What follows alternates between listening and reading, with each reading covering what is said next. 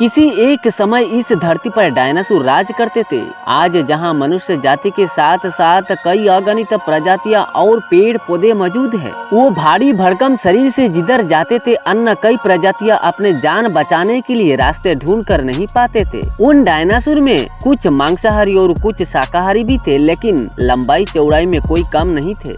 कभी कभार कोई डायनासोर शांत स्वभाव के थे और कोई हिंस्र स्वभाव के थे। लगभग 14 करोड़ साल तक इस विशाल रूप वाले डायनासोर ने धरती पर अपना डेरा जमाए। लेकिन सवाल आता है, उस समय के डायनासोर अचानक इस धरती से पूरी की पूरी गायब कैसे हुए? क्या हुआ था उनके साथ जो इस धरती से पूरा गायब हो चुके? ये जानने के लिए हमें लगभग समय के 6 करोड़ 50 साल पीछे जाना पड़ेगा और ये दुखद डायनासोर के साथ अन्य अनेकों प्रजातियों की मौत की घटना पूरी अंत तक देखना पड़ेगा। जिस समय डायनासोर धरती पर वास कर रहे थे, उस समय मौसम की वातावरण पूरी ठीक थी। सूरज अपना रोशनी चारों ओर डगमगाते हुए खिल रही थी।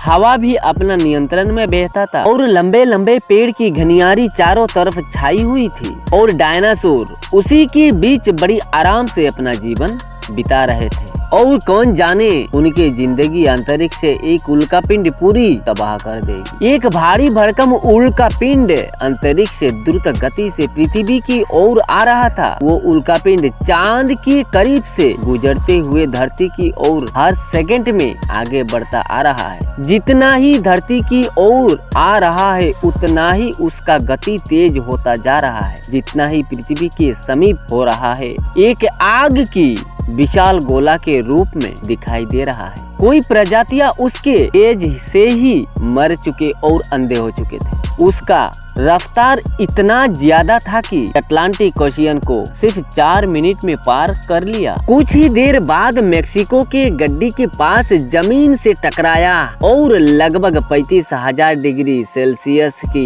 एक ऊर्जा वाला भयंकर विस्फोट होता है। यह विस्फोट इतना शक्तिशाली था कि धरती की लाखों टन धातु आकाश गंगा में चले गए और टकराने वाले जगह पर 180 किलोमीटर चौड़ा और 20 किलोमीटर गड्ढा बन गया और गड्ढा के सारा कंकड़ और मिट्टी आसमान में धूरी की बादल बन गई, जिससे सूरज की रोशनी जमीन में नहीं आ पा रही थी। 16 मिनट 40 सेकंड बाद जमीन टकराव के वजह से जगह जगह पर ज्वालामुखी भारी विराट रूप ले लिया और सागर के लहराइयों ने सुनामी की आवाज दे दी और धरती की ये सब खूबसूरत चीजें विनाश होने लगा और जगह जगह पर डायनासोर का अंत होने लगा। जो डायनासोर पंखों के जरिए जमीन से ऊपर उड़ने लगे, उनको आकाश गंगा में जो कंकड़ और मिट्टी गया था, वो फिर वापस आग की गोला बनकर आ गिरा और उन पर बरसने लगा। उस वजह से कोई अगणित डायनासोर का अंत हो गया।